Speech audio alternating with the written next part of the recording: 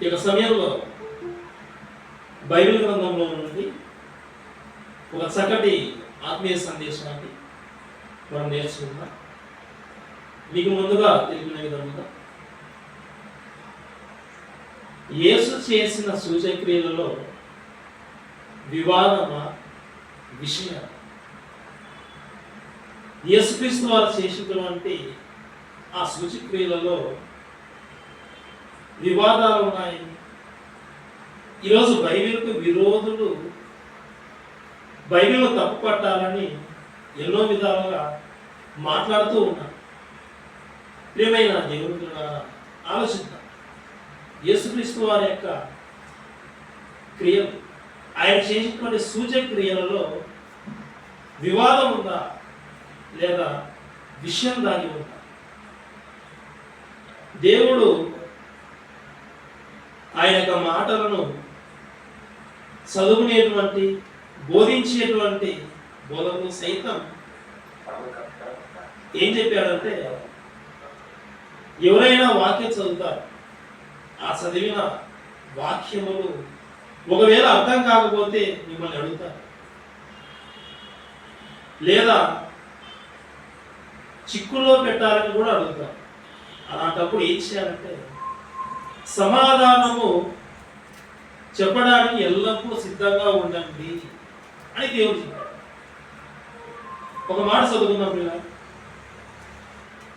పేతురు రాసినటువంటి మొదటి పత్రిక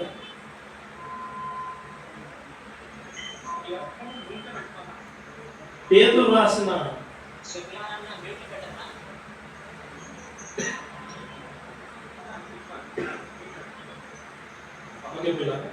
పేతురు రాసిన మొదటి పత్రిక 3వ అధ్యాయం 15వ వచనం.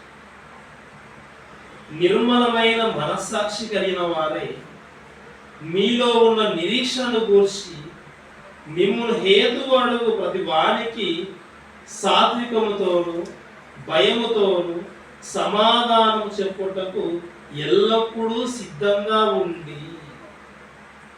దేవుడు ఏం తెలియస్తామనంటే, నాయన మిమ్మల్ని ప్రశ్నిస్తారు, మీలో ఉన్నటువంటి నిరీక్షణ గురించి అడుగుతారు. అలా ప్రశ్నించినప్పుడు వారికి తెలియనటువంటి ఏదైనా సంగతి గురించి అడిగినప్పుడు మీరు ఏం చేయాలంటే సమాధానం చెప్పడానికి మీరు సిద్ధంగా ఉండాలి. ఇంకా బోధకులు సైతం మనం వాక్యం చెప్పేటువంటి మనం ఎలా ఉండాలంటే సమాధానం చెప్పడానికి సిద్ధంగా ఉండాలి.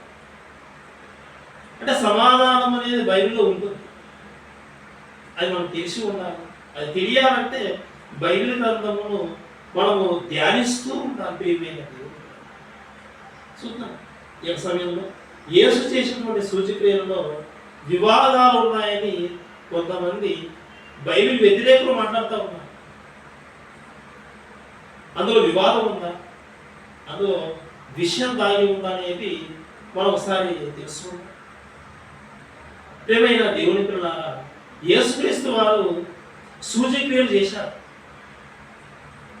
ఆయన భూమి మీద బ్రతికిన కాలంలో చేసినటువంటి సూచక్రియలు సువార్థికులు రాశారు. సువార్థికులు 4 ఉన్నారు. అయితే యేసుక్రీస్తు వారు చేసినటువంటి ఆ సూచక్రియలు ఏవైతే ఉన్నాయో ఆ సూచక్రియ ఒక సువార్తలో రాయబడింది. కొన్ని సూచక్రియలు 2 సువార్తలలో పొందుపరచడం జరిగింది. ఇంకా కొన్ని సూచక్రియలు 3 సువార్తలలో అదే విషయం వ్రాయబడింది. ఈ యొక్క సమయంలో మనం ఏం చేస్తామంటే ఒకే ఒక పుస్తకంలో ఒక చోటే ఒక సువార్తికుడే రాసినటువంటి సూచక్రియలు మనం తీసుకుంటాం. అవే మన యొక్క పాఠ్యభాగంలో మనం ధ్యానించబోయేటువంటి విషయాలు ప్రియమైన దేవుడు చూద్దాం. మార్క్స్ వార్త 7వ అధ్యాయం 31వ వచనం. మార్క్స్ వార్త 7వ అధ్యాయం 31వ వచనం. ఆయన మరణ తూరు ప్రాంతం విడిచి సీదోను ద్వారా దెకపోలి ప్రాంతముల మీదుగా గలిలయ సముద్రం వద్దకు వచ్చాను. ఇక్కడ యేసుక్రీస్తు వారు ప్రయాణం చేసుకుంటూ ఎక్కడికి వచ్చారంటే గలిలయ సముద్రం దగ్గరకు వచ్చారు. అయితే ఈయన అక్కడికి వచ్చిన తర్వాత ఈయన గురించి తెలిసిన వాళ్ళు, ఈయన ఎన్నో అద్భుతాలు చేస్తూ ఉన్నాడు, ఎన్నో సూచక్రియలు చేస్తూ ఉన్నాడు, ఎన్నో మంచి పనులు చేస్తూ ఉన్నాడు. ఈయన వలన అనేకులు రోగంతో ఉంటే వారి రోగాలు కుదర్చబడతా ఉన్నాయని ఎరిగినటువంటి వారు ఒక వ్యక్తిని తీసుకుని వచ్చారు. 32వ వచనం. అప్పుడు వారు చెవుడు గల నత్తివాని ఒకని ఆయన యుద్ధకు తోడుకొని వచ్చి వాని మీద చెయ్యి ఉంచమని ఆయన వేడుకొని. ఇక్కడ ఒక పేషెంట్ ఉన్నారు. ఆ పేషెంట్ ఎలాంటి వాడంటే చెవుడు వినబడదు. అదేవిధంగా ఇంకొకటి కూడా ఉంది ఇతనిలో, నత్తి. చెవుడు, నత్తి, ఇది ఇతని యొక్క రోగస్థితి. ఇలాంటి ఈ వ్యక్తిని కొంతమంది తీసుకుని వచ్చి యేసుని దగ్గర నిలబెట్టి ఇతని మీద చెయ్యి ఉంచమని ఆయన వేడుకుని, ఇతని మీద చెయ్యి ఉంచు. అప్పుడప్పుడు తిరునాళ్ళకి పిల్లలను తీసుకెళ్తే ఆ పిల్లలు ఒక బొమ్మ చూసిన తర్వాత అది కొనిపెట్టేంత వరకు అడిగి విసిగించి వేడుకొని అది కొనిపెట్టించుకుంటారు. ఇక్కడ చెవుడు గలవాడు, నత్తి ఉంది, ఇలాంటి వ్యక్తిని తీసుకొని వచ్చి యేసు దగ్గర నిలబెట్టి, ప్రభువా ఇతని మీద చేయించు బాగుపడతాడు అడగడం కాదు, వేడుకున్నారు. అప్పుడు యేసుక్రీస్తు వారు ఏం చేశారు చూద్దాం. సమూహంలో నుండి ఆయన వారిని ఏకాంతమునకు తోడుకొని పోయి వాని చెవులలో తన వేళ్ళు పెట్టి ఉమ్మి వేసి వారి నాలుక ముట్టి ఆకాశం వైపు కన్నులెత్తి నిట్టూర్పు విడిచి ఎఫ్ఫతా అని వానితో చెప్పాను. ఆ మాటకు తెరవబడమని అర్థం. యేసుక్రీస్తు వారు వాళ్ళందరూ వేడుకున్నప్పుడు ఆ చెవుడు నత్తి గల వాడిని తీసుకుని ఆ పక్కకి వెళ్తారు, ఏకాంతంగా తీసుకెళ్తారు. అలా తీసుకెళ్ళిన తర్వాత ఆయన చేసిన క్రియ ఏంటంటే ఆ చెవుడు గల వాడి చెవులలో తన వేలు పెడతాడు. వేలు అని చెప్పలేదు, ఒక వేలు గురించి చెప్పలేదు కానీ వేళ్ళు అన్నాడు. అలా ఒక వేలు పెట్టాడు, మళ్ళీ ఇంకొక వేలు పెట్టాడు. అలా వేలు పెట్టి అలా ఒక మెకానిక్ ఎలా అయితే ఒక వాహనాన్ని రిపేర్ చేయడానికి ఎలా అయితే బాగా కలిగి చూస్తూ ఉంటాను, అలా రిపేర్ చేసే విధంగా ఇక్కడ ప్రయత్నం చేస్తూ ఉన్నట్టుగా కనబడతా ఉంది.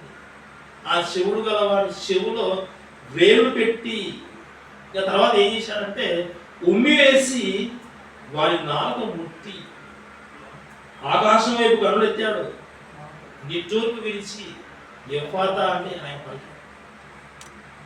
ఆ మాటకు తెరవబడమని అర్థం. 5వ వచనం.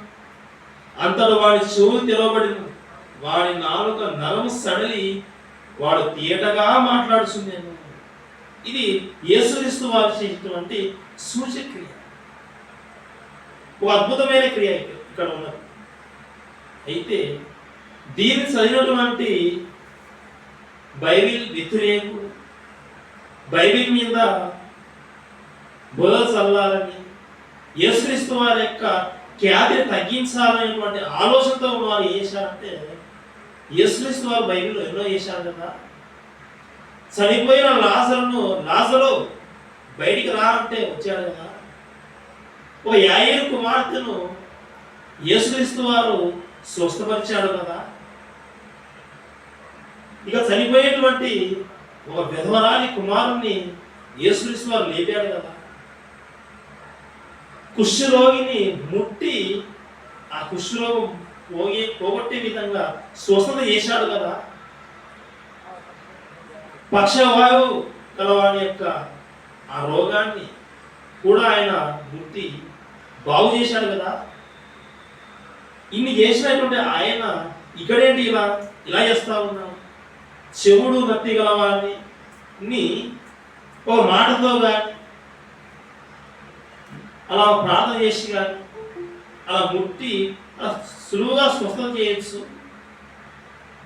ఇక్కడ ఏంటి ఇలా విచిత్రంగా చేస్తా ఉన్నాడు. ఆ చెవుడు గలవారి చెవులలో వేలు వేయడం ఏంటి,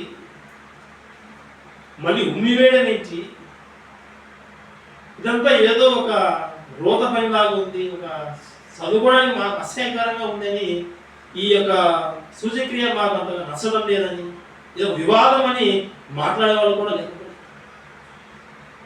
యేసు చేసిన సూచక్రియలో వివాదం ఉందా, విషయం దాగి ఉందా, అది మనం అర్థం చేసుకుంటా ఉన్నాం. ఈ సమయంలో ప్రియమైన దేవుని పిల్లలారా, నిజంగా ఆయన దేవుడే ఉండి ఏం ఇలా చేస్తా ఉన్నాడు అని మాట్లాడుతూ ఉన్నాడు. ఎవరైనా మాట్లాడినప్పుడు మన దగ్గర వచ్చి మాట్లాడుతూ ఉన్నప్పుడు ఆ మాట్లాడే సమయంలో నోటిలో ఉండి తుంపలు పడతా ఉంటే మనం ఏం చేస్తాం? దూరంగా వెళ్ళి మాట్లాడు బాబు, నువ్వు మాట్లాడుతూ ఉంటే వర్షం కురుస్తూ ఉంది అంటాం. అంటే చిన్న తుంపలు అలా మీద పడగానే అసహించుకుంటాం. ఇక అదేవిధంగా ఉమ్మి వేసే సందర్భాలు బస్ స్టాండ్ కావచ్చు, రైల్వే స్టేషన్ కావచ్చు, ఇలాంటి చోట్ల ఉమ్మి వేసే ఆలోచన వచ్చినా కానీ ఉమ్మి వేయకూడదని ఆ యొక్క స్టేషన్ వాళ్ళు ఆలోచించి ఇచ్చట ఉమ్మి వేయరాదు, ఉమ్మి వేసినచో ఇదిగో మీకు జరిమానా విధించబడు అని కూడా మనం చదువుకున్నాం. అది ఇతరులకు హాని కలగజేస్తుందని ఇదిగో డస్ట్బిన్లోనే అక్కడే ఉమ్మి, ఎక్కడ పడితే అక్కడ ఉమ్మి వేయరాదు, బహిరంగ ప్రదేశాల్లో ఉమ్మి వేయకూడదు అని మనకు తెలుసు.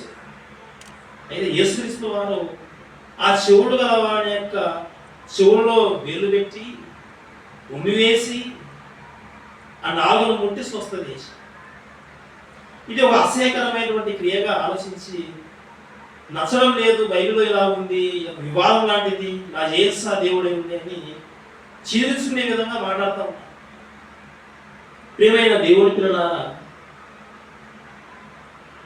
ఏముంది ఇక్కడ, మనం ఏం తెలుసుకోవాలన్నటువంటిది దేవుడు తెలియజేస్తా ఉన్నాడు అనేది మనం ఆలోచిస్తాం. ఇది ఒక సందర్భం. ఇంకో సందర్భం కూడా చూద్దాం. మార్క్స్ వార్తలోని అక్కడే తర్వాత 8వ అధ్యాయం, మార్క్స్ వార్త 8వ అధ్యాయం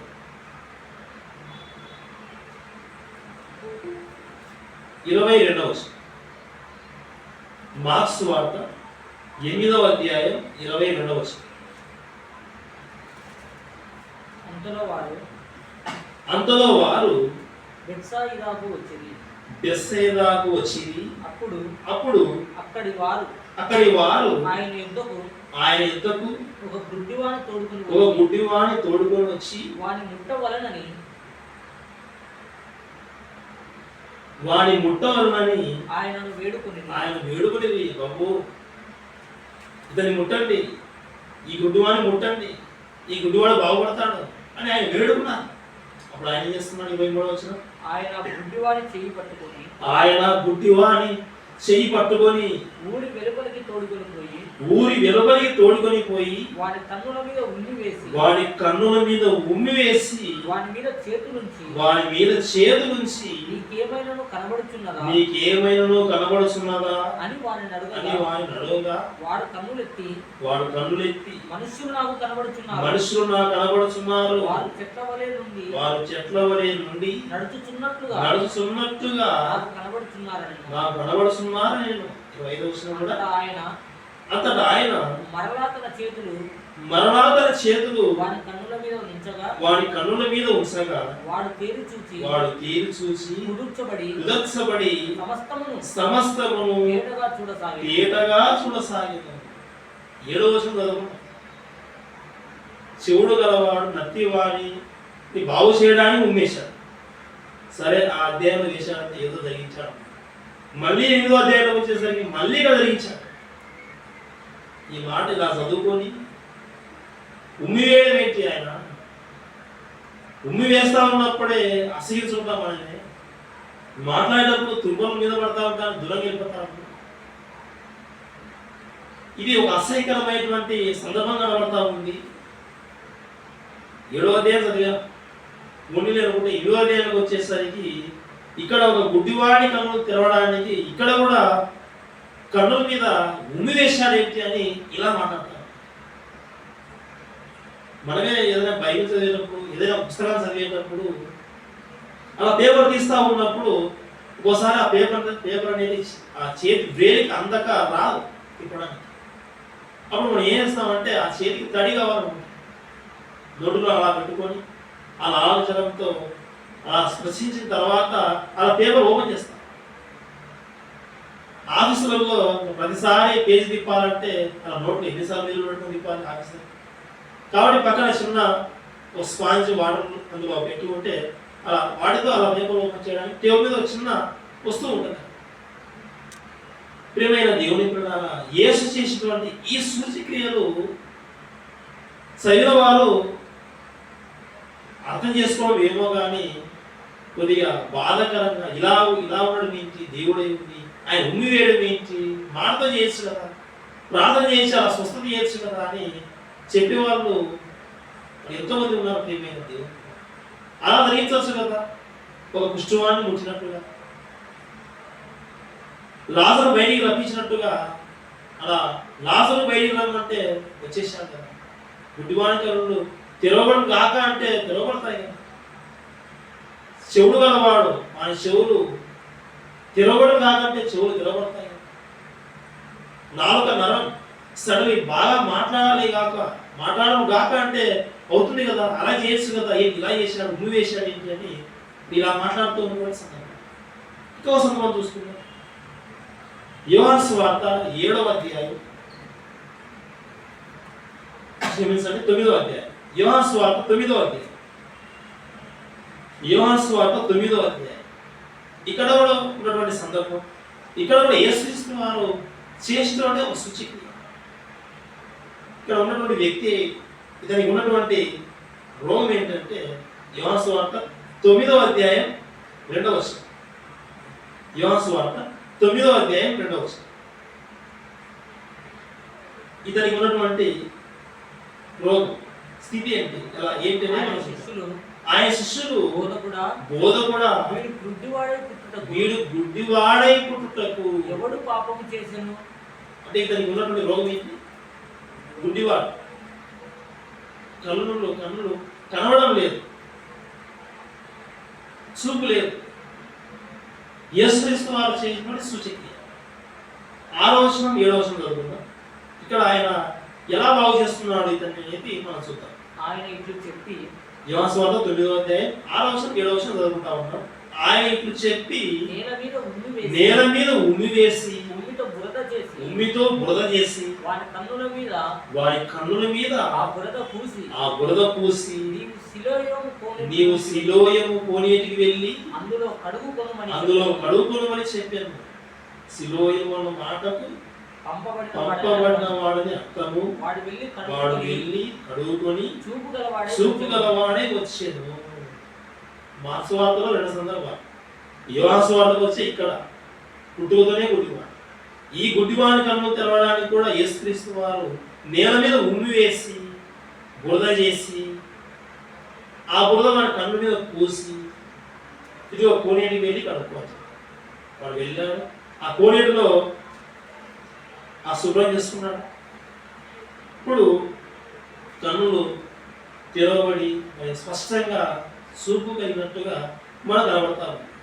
ఈ 3 సందర్భాల్లో చూస్తే యేసుక్రీస్తు వారు చేసినటువంటి సూచక్రియలో ఆయన ఏ ఉపయోగిస్తూ ఉన్నాడు అంటే ఉమ్మి నోట్లో నుండి అలా లాలచం ఊరుతూ ఉంది.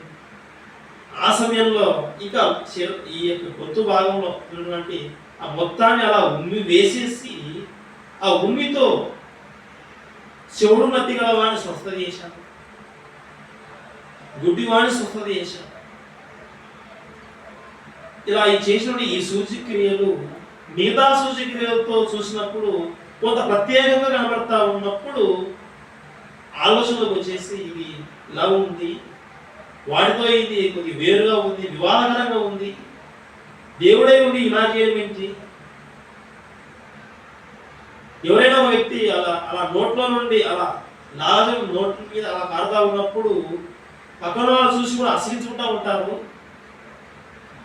అలాంటిది యేసుక్రీస్తు వారు తన ఉమ్మి రోగుల మీద వేసేసి స్వస్థత చేశాడనేది, ఇలా చేయడం ఏంటి అనేది మాకు అంత నచ్చడం లేదని మాట్లాడుతూ ఉన్నాము. ప్రియమైన దేవుడు, యేసుక్రీస్తు వారు చేసినటువంటి ఈ సూచక్రియలో ఏమైనా వివాదం ఏమైనా విషయం ఏమైనా ఉందనేది మనం ఇప్పుడు ఆలోచిస్తాం. ప్రియమైన దేవుడి పిల్లలారా, ఇక్కడ మనం ఆలోచించవలసిన విషయం ఏంటంటే, ఉమ్మిలో లాలాశలంలో ఇదిగో రోగాలను కొన్ని కొన్ని కొన్ని రోగాన్ని నయం చేసేటువంటి గుణం ఉంది అనేది మనం అర్థం చేస్తాం. ఇది ఎరిగిన దేవుడు, ఇది ఎరిగినటువంటి యేసుక్రీస్తు వారు ఆయన తన సూచక్రియల్లో ఉమ్మి వేసి స్వస్థత చేసినట్టుగా మనం అర్థం చేసుకోవాలి. ఇది అర్థం కానటువంటి వాళ్ళు ఇక నోటికి వచ్చినట్లు మనం తెలియని వారికి తెలియజెప్పడం కోసమే ఇదిగో ఇలా మన పాఠాల రూపంలో మనం నేర్చుకుంటా ఉన్నాం. ఆయన చేసిన సూచక్రియలలో అన్ని సూచక్రియలు అద్భుతమైన, ఏ సూచక్రియలో వివాదం లేదు, ఎక్కడ మాయ లేదు, ఎక్కడ తంత్రం లేదు, అని యథార్థమైనది, సైంటిఫికల్గా రుజువైనవి. ప్రియమైన దేవుని ఈరోజు చూస్తే ఒక తేనెటీగ, ఈ తేనెటీగ విషయంలో కూడా ఏముందంటే, ఆ తేనెటీగ విషయాన్ని కూడా ఎముకలకు సంబంధించినటువంటి వైద్య శాస్త్రంలో ఈ తేనెటీగల యొక్క విషయాన్ని ఉపయోగిస్తూ ఉన్నారు. విషం, పాము కాటు వేస్తే చచ్చిపోతారు. అయితే ఈ పాము యొక్క విషాన్ని కూడా కొన్ని రోగాలకు నయం చేయడం కొరకు వైద్య శాస్త్రంలో కూడా ఉపయోగిస్తూ ఉన్నట్లుగా ఒకసారి గూగుల్ అడిగితే చెప్తుంది. చేప మందు, ఆ చేపలో మందు ఎక్కించేసి ఆ చేపలను ఇచ్చేస్తే కొన్ని రకాల ఆస్తమా అనేటువంటి రోగంకు ఒక చికిత్సగా ఈరోజు మనిషి తీసుకుంటా ఉన్నాడు.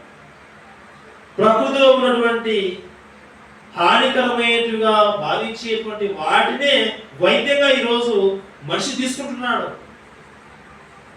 ప్రకృతిలోనే వైద్యం ఉంది. యేసుక్రీస్తు వారు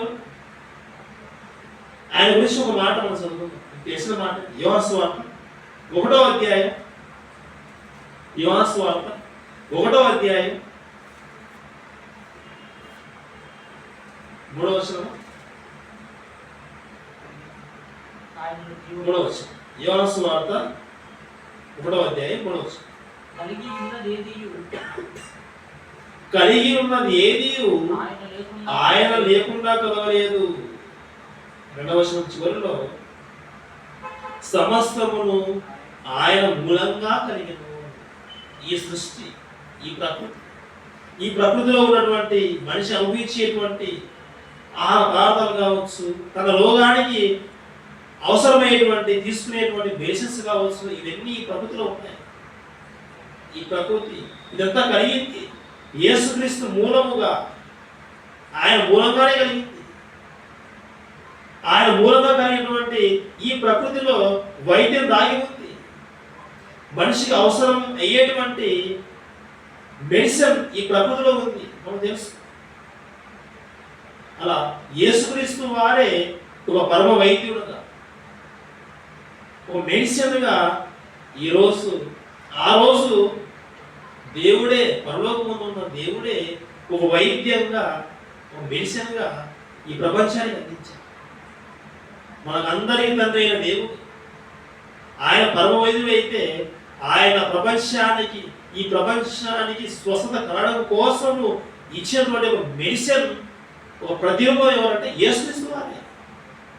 ఆయన భూమి మీదకి వచ్చి ఎన్నో సూచక్రియల ద్వారా, ఎన్నో అద్భుతాల ద్వారా మనుషులకు వారికి ఉన్నటువంటి రోగాలు నయం చేశాడు. అవి చూసిన అందరూ ఈయన సమస్తం బాగా చేస్తున్నాడని జనులు చెప్పుకుంటారు.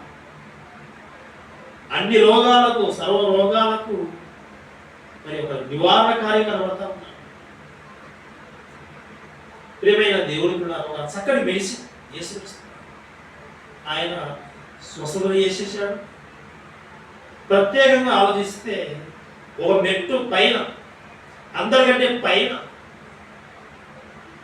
రోగాలకు మెడిసిన్స్ ఈరోజు ఉన్నటువంటి వైద్యులు ఇవ్వచ్చేమో. ఇదిగో ఫలానా రోగానికి ఇదిగో ఫలానా వైద్యం నీకు అవసరమని చెప్పొచ్చేమో, వైద్యాన్ని బాగు చేసేమో. అయితే మనిషికి ఉన్నటువంటి, మనిషిలో కలిగేటువంటి అప్పుడు ఆలోచన ద్వారా తన జీవితంలో గూడు కట్టుకున్నటువంటి ఈ పాపాలను తీసివేయడానికి ప్రపంచంలో ఏ మందు లేదు. యేసుక్రీస్తు వారు ఒక్కరే మనుషులకు వచ్చేటువంటి రోగాలు కావచ్చు, మనుషుల యొక్క జీవితాల్లో ఉండేటువంటి పాపాన్ని కావచ్చు, వైద్యము యేసుక్రీస్తు వారే. రోగాలు బాగు చేశాడు.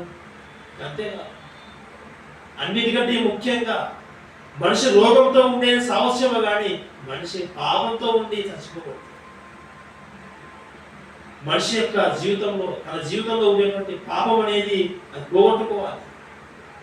ఈ జీవితంలో ఉండగానే కన్ను మూయక మునిపే మనిషి తన పాపాన్ని పోగొట్టుకోవాలి. ప్రియమైన దేవుడు, పాపం నశించడం కోసం యేసుక్రీస్తు వారు భూమి మీద అడుగు పెట్టడం జరిగింది. ఒక వైద్యుడుగా కనబడతా ఉన్నాడు ఆయన, ఒక చక్కటి గొప్ప వైద్యుడు ఆయన. యేసుక్రీస్తు వారు చేసినటువంటి సూచక్రియలో వివాదం లేదు, విషయం దాగి ఉంది. ఉమ్మిలో వివాదం కాదు, ఉమ్మిలో స్వస్థత, ఉమ్మిలో వైద్యం ఉంది. ఇది దేవుడు బోధించాడు. శాస్త్ర ప్రపంచం అభివృద్ధి చెందక మునిపే దేవుడు తన గ్రంథంలో తెలియజేసినటువంటి మాట. ప్రియమైన దేవుడు, ఒక మాట చదువుకున్నాం ఈ సమయంలో. మత్తయి సువార్త 9వ అధ్యాయం 12వ వచనం. మత్తయి సువార్త 9వ అధ్యాయం 12వ వచనం. ఇక్కడ యేసుక్రీస్తు వారు ఏమంటున్నారు చూడండి. మత్తయి సువార్త 9వ అధ్యాయం 12వ వచనం చూస్తే ఆయన ఆ మాట విని రోగులకే కానీ ఆరోగ్యం గల వారికి వైద్యుడు అక్కర్లేదు కదా. ఈ వైద్యుడు అంటే డాక్టర్ ఎవరికి అవసరం అంటే రోగికి వైద్యుడు అవసరము, పేషెంట్కు డాక్టర్ అవసరము. రోగం లేని వారికి వైద్యుడు అవసరం లేదు. ఇది యేసుక్రీస్తు వారు చెప్తున్నారు. రోగికి ఆ రోగాన్ని తీయడం కొరకు డాక్టర్ ఉండాలి, ఆ రోగాన్ని పరీక్షించాలి, తగినటువంటి మందు మెడిసిన్ అందించాలి. ఆ రోజే 2000 సంవత్సరాల క్రితమే యేసుక్రీస్తు వారు ఎన్నో సూచనలు తన మాట ద్వారా చేశాడు. ఎందరినో తన మాట వాక్కు ద్వారా పలికి చనిపోయిన వారినే బ్రతికించాడు.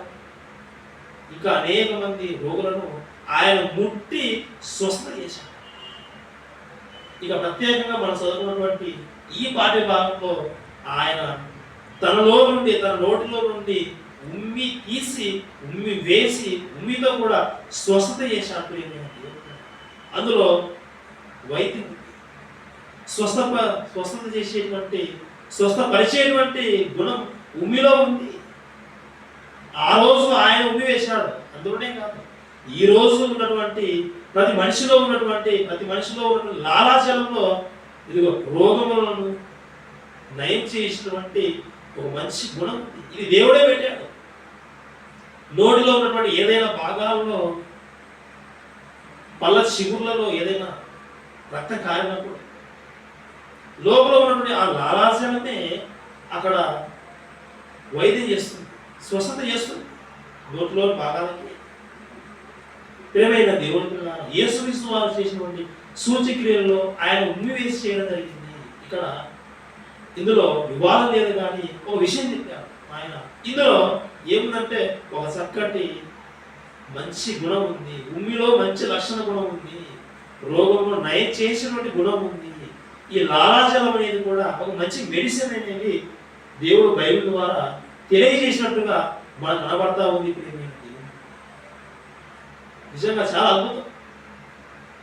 చెవుడు నత్తి గల వాడిని దగ్గరికి తీసుకోవడం ఏంటి, వాడి చెవులో వేలు పెట్టడం ఏంటి, ఉమ్మి వేసి స్వస్థపరచడం ఏంటి, ఇది ప్రపంచానికి అసహ్యకరమైనటువంటి పేరు అవసరం. కానీ నిజంగా ఈరోజు ఉండేటువంటి డాక్టర్లకు యేసుక్రీస్తు వారు చెప్పేటువంటి మాటలు ఏంటో తెలుసా? రోగంతో ఉన్న వారు ఎవరైనా కానీ ఆ రోగి ఏం చేయాలో తెలుసా? డాక్టర్ అనేవాడు తన దగ్గర తీసుకో. ఈరోజు ఎలా ఉన్నా దూరం పెట్టేస్తాడు. అక్కడ ఉంటుంది. ఈ డాక్టర్ మాస్క్ వేసుకుంటాడు. ఆ చెప్పు ఏమైంది నీకు, అది చెప్పేటువంటి లక్షణాలను బట్టి మెడిసిన్ రాసిస్తాడు. లేదా ఉండేటువంటి ఒక పరికరం కిందికి ఆ మనిషిని తీసుకెళ్తాడు. ఆ పరికరం రిపోర్ట్ ఇస్తే దానికి తగినటువంటి వైద్యం ఇచ్చేస్తాడు.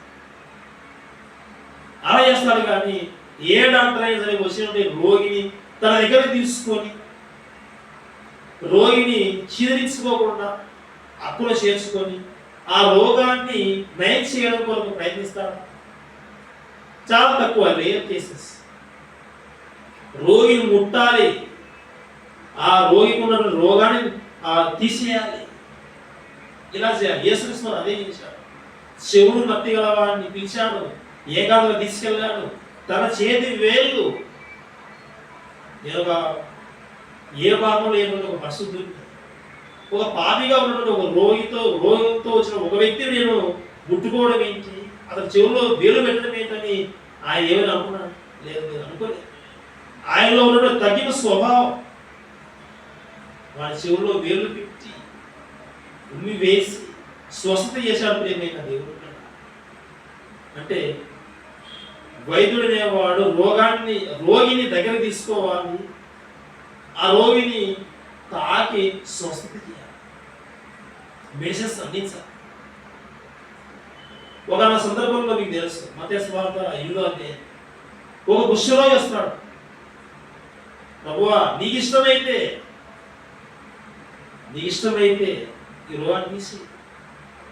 చాలా మంది కుష్ఠరోగిని ముట్టకుండా దూరంగా ఉండగానే పంపించేసాడు. యేసుక్రీస్తు వారు ఏం చేశారట? చూద్దామా మాట, చదువు. మత్తయి సువార్త 8వ అధ్యాయం, మత్తయి సువార్త 8వ అధ్యాయం 3వ వచనం. అందుకు ఆయన చెయ్యి చాపి వాని ముట్టి నాకిష్టమే నీవు శుద్ధుడవు కమ్మని చెప్పగా తక్షణమే వాని కుష్ఠి రోగము శుద్ధి ఆయను. కుష్ఠి రోగి కనబడుతున్నప్పుడు పారిపోయేవాడు. కుష్ఠి రోగి వచ్చినప్పుడు ప్రభువా ఈ రోగం నాకు దీన్ని తీసివేయి ఆయన అడిగితే, ఆయన వేడుకుంటే నన్ను ముడతావు బ్రహ్మ, నా ఉన్నబడి ఈ యొక్క రోగాన్ని తీసివేస్తావు బ్రహ్మ, నువ్వు బాగు చేస్తావు ఉన్నావు, నాకు తెలుసు బ్రహ్మ అన్నప్పుడు నీ ఇష్టమేనా నన్ను బాగు చేయడం అన్నప్పుడు యేసుక్రీస్తు నా ఇష్టమే. వాడిని ముట్టి వాడికి ఉన్నటువంటి రోగాన్ని తీసేసాడు. డాక్టర్లకు ఒక మార్గదర్శనం కనబడతాం. రోగిని దగ్గర తీసుకోవాలి, ఆ రోగిని అతనికి ఉన్నటువంటి రోగాన్ని పరీక్షించాలి, అవసరమైతే రోగిని ముట్టాలి. ముట్టరు, అసహించుకుంటారు, దూరం చేసేస్తారు. ఆ రోగి అలాగే రోగంతో ఉంటే చచ్చిపోతారు. వైద్యులు ఇక నేను పేషెంట్కు ఇంజక్షన్ వేయలేను, మరి వేయడానికి మరి కొంతమంది ట్రైనింగ్ చేసే వాళ్ళు లేడీస్లో వైద్యులు తెలుసుకున్న వాళ్ళు సూది వేయడానికి కూడా ఇబ్బంది పడతారు, భయపడతా ఉంటారు. అలా భయపడతా ఉన్నప్పుడు వైద్యులు తెలుసుకోవాలి. సూది వేస్తే అలా వేసేటప్పుడు గుచ్చుకుంటుంది అని ఏడిస్తే అలా ఆ రోగిలో రోగం తీసేయాలి. పెద్ద పెద్ద ఆపరేషన్ చేసేస్తారు. కొన్ని సందర్భాల్లో శరీర భాగాలు మరి కోయవలసిన పరిస్థితి ఏర్పడుతుంది. ఆ రక్తాన్ని చూసి భయపడిపోతాం. ఆపరేషన్ చేయలేదంటే ఇక రోగి ఏమైపోతాం.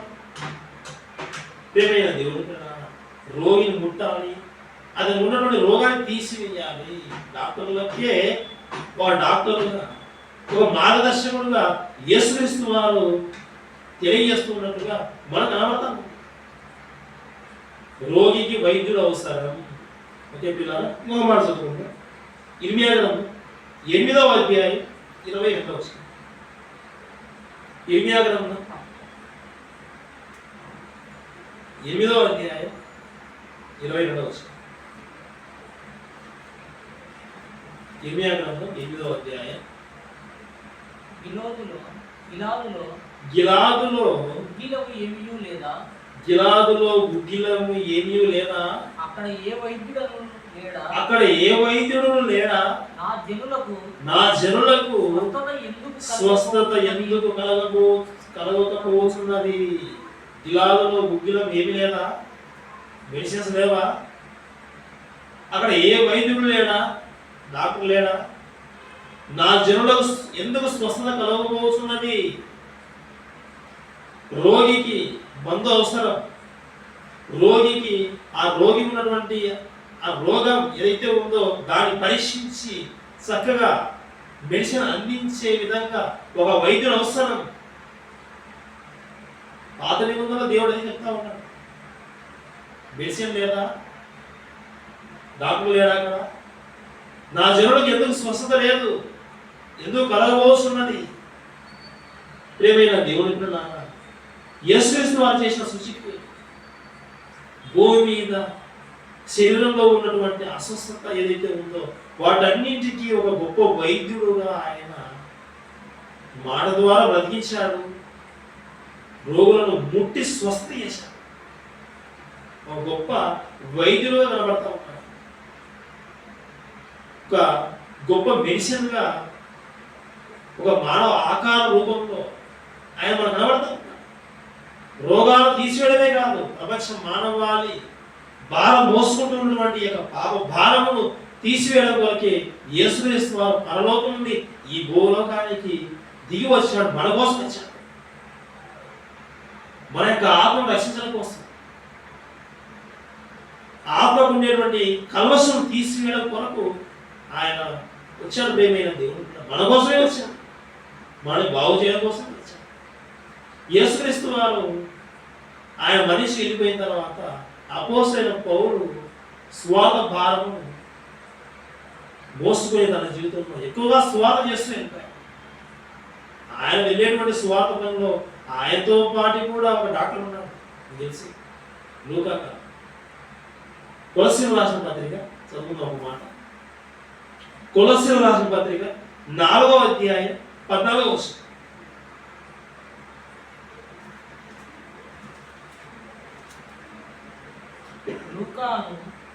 కొలస్సీయులకు రాసిన పత్రిక 4వ అధ్యాయం 14వ వచనం. లూకా అను ప్రియుడైన వైద్యుడును. లూకా ఎవరు? వైద్యుడు. He's a doctor. వైద్యుడి ప్రేమైన దేవుడు. స్వార్థ పనిలో స్వార్థుడితో పాటు వైద్యుడు అవసరమా? ఆ వైద్యుడు అవసరం. మనుషులకు, ఈ లోకంలో ఉన్నటువంటి మనుషులకు వారికి ఉన్నటువంటి రోగాన్ని తీసివేయడం కొరకు వైద్యుడు అవసరం. స్వార్థ చేసుకుంటూ వెళ్ళిపోతా ఉన్నారు కదా, ఇక అంత దేవుడే చూసుకుంటాడు అని మరి వైద్యులు అవసరం లేదా అంటే వైద్యులు అవసరం. స్వార్థంలో ఇలా స్వార్థ చేస్తూ వెళ్తూ ఉన్నప్పుడు ఎందరో దేవుడి సేవకులు రాత్రి మగళ్ళు మరి వాక్యమును పరిశోధిస్తూ ఎన్నో నిద్రలేనటువంటి రాత్రులు మేలుకుంటూ ప్రయాణంలో వెళ్ళిపోతూ ఆ ప్రాంతాల్లో పెట్టినటువంటి ఆహార పదార్థాలు ఫుడ్ వీరికి నచ్చక ఎన్నో రోగాల బారిన పడుతూ ఉంటున్నప్పుడు వారిలో కూడా కలిగేటువంటి అస్వస్థత రోగాలు కూడా వైద్యులు అవసరం లేదు, మెడిసిన్ అవసరం లేదు. అవసరం. ఆ రోజు పౌలు గారు వెళ్తూ ఉన్నప్పుడు ఎన్నో బాధలు, ఎన్నో శోధనలు, ఎన్నో ఆటంకములను, ఎన్నో గాయాలతో, ఎన్నో దెబ్బలతో వెళ్తూ ఉన్నప్పుడు వారితో పాటు పౌలుతో పాటు ఒక వైద్యుడు ఉన్నాడో కనపడతా ఉంది. ఆయనే లూకా. రోగికి వైద్యం అవసరం. రోగం తీసివేయడం కొరకు, రోగికి వైద్యుల అవసరం ప్రేమైన దేవుడు. ఆ రోజు యేసుక్రీస్తు వారు చేసిన సూచక్రియలలో ఆయన ప్రజలు ముట్టాడు, చెవులు నత్తి గల వాడి చెవులో వేలు పెట్టాడు. పెట్టడం తప్పలేదు. ఉమ్మి వేశాడు. ఉమ్మిలో మైలం ఉందా? లేదు. స్వస్థపరిచే గుణం ఉంది. బైబిల్లో వివాదం లేదు. అంత విషయమే చదివి తెలుసుకోవాలే కానీ నీకు మహావిజ్ఞానం బోధపడుతుంది. అర్థం చేసుకోవడానికి అవకాశం ఇవ్వని వారు, సమయం కేటాయించిన వారికైతే ఒక వివాదంగా తెలియనటువంటి సబ్జెక్టుగా కనబడుతుందేమో కానీ అర్థమయ్యే వారికి అది ఒక గొప్ప విందుగా కనబడుతుంది. భక్తులకు అర్థమైపోయింది.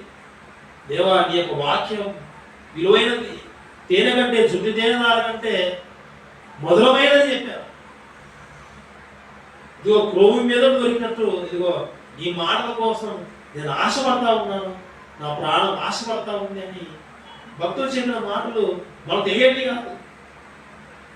ఇంకొక మాట చదువుకుందాం చివరిగా. మనం చదివిన మాటల్లోనే మళ్ళీ ఒకసారి జ్ఞాపకం చేసుకుందాం. మార్క్స్ వార్త 8వ అధ్యాయం 22వ వచనం. సరే, ఇంతవరకు బాగానే ఉంది. యేసుక్రీస్తు వారు సూచక్రియ చేశారు. అయితే ఈ సూచక్రియలో ఇంకొంత విషయం ఉంది, మనం తెలుసుకోవాలి.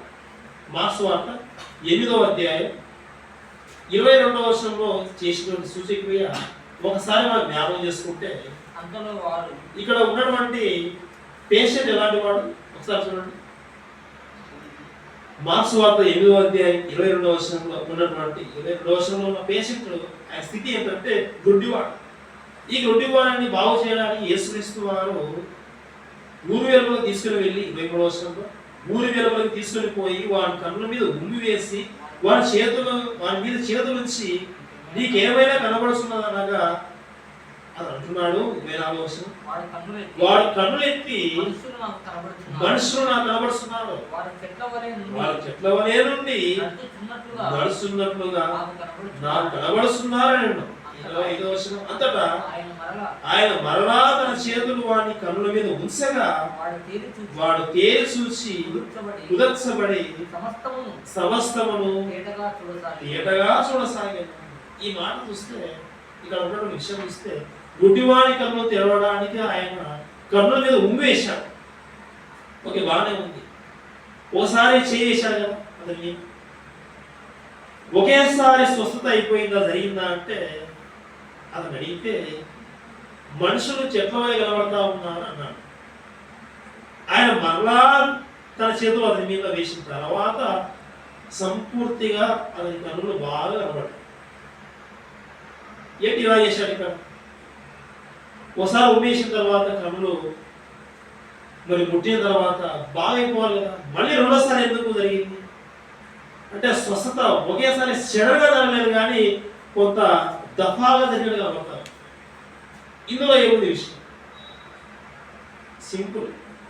మనం ఆలోచిస్తే శరీరంలో ఉన్నటువంటి అవయవాలలో విలువైన గొప్పది ఏంటి అని ఆలోచిస్తే, ప్రధానమైనది ఏంటని ఆలోచిస్తే మనిషి కూడా చెప్తా ఉంటాడు, సర్వేంద్రియాను నయనం ప్రధానం. ఇంద్రియాలలో అవయవాలలో ఉన్నటువంటి వాటిలో విలువైనది, గొప్పది, ప్రాముఖ్యమైనది ఏంటంటే కన్ను.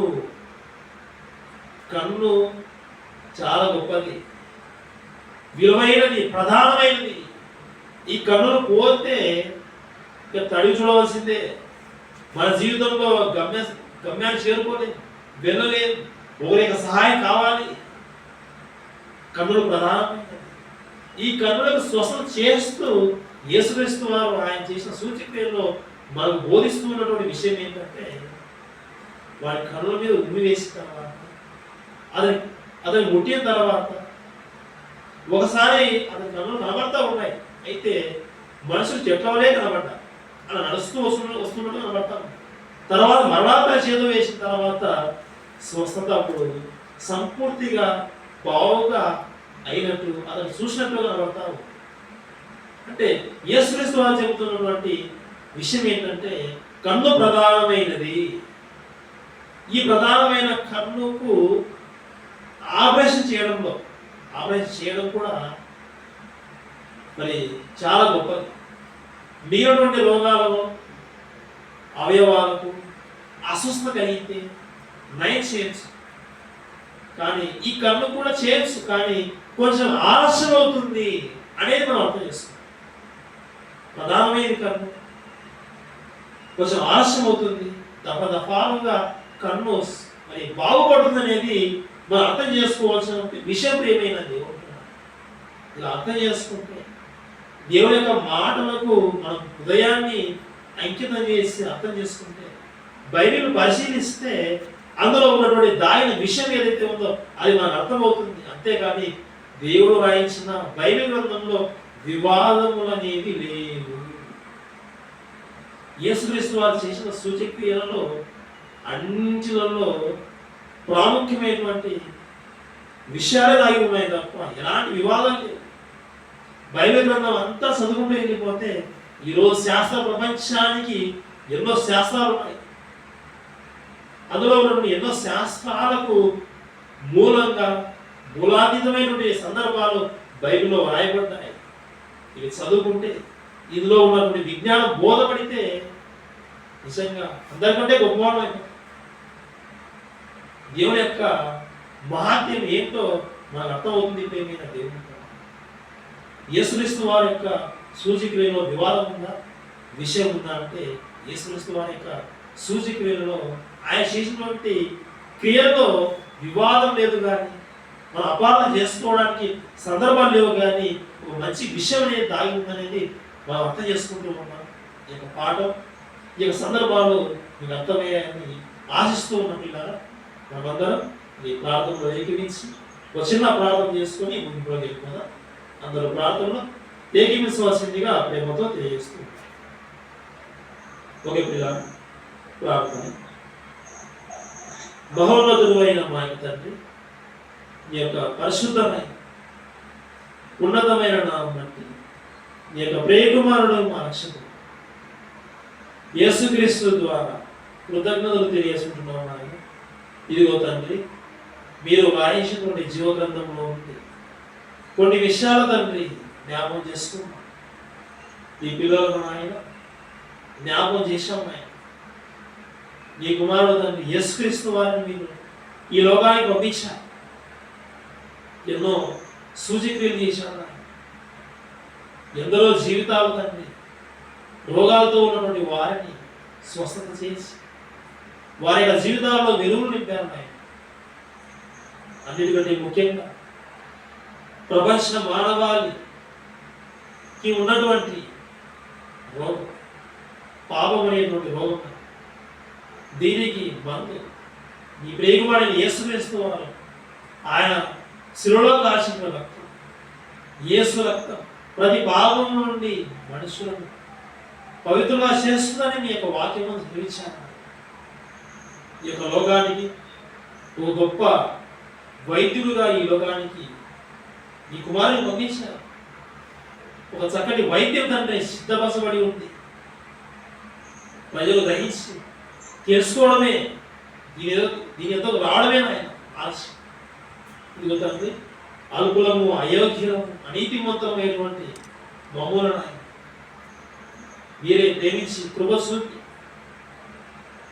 మా రక్షణకర్త అయినటువంటి యేసు యొద్దకు తండ్రి మీరే నడిపించారు. ఇటు గొప్ప సేవకుడు తండ్రి, నీ సేవకుడు మా యొక్క ఆత్మలకు రక్షకుడు తండ్రి. ఇలాంటి మేము ఈయన తండ్రి నేను మా జీవితంలో సంపాదించుకోవడం అనేది గొప్ప బలంగా భావిస్తూ ఉన్నాను. ఇదిగో నాయన, ఈ సమయంలో తండ్రి మీ పిల్లలు మీ మాట విన్నాను. నాయన వాక్యం ముందు బలవంతులై అనేకులకు తండ్రి మీ యొక్క వాక్యంలో ఉన్న విషయాలు తండ్రి ఇతరులు చక్కగా సమాధానం చెప్పడానికి ఎల్లప్పుడూ సిద్ధంగా ఉండే విధంగా వారిని బలపరుస్తుంది. ఇదిగో తండ్రి, ఇలాంటి విషయాలే నువ్వు ఇంకా నేర్చుకుంటూ అనేకులకు తెలియడానికి ఇంకా విలువైన సంగతులు మీరే మాకు బోధించమని ఈ ప్రార్థన ఈ ప్రేమమైనటువంటి యేసుక్రీస్తు ద్వారా అడిగి వేడుకొలుస్తున్నాం తండ్రి. ఆమేన్.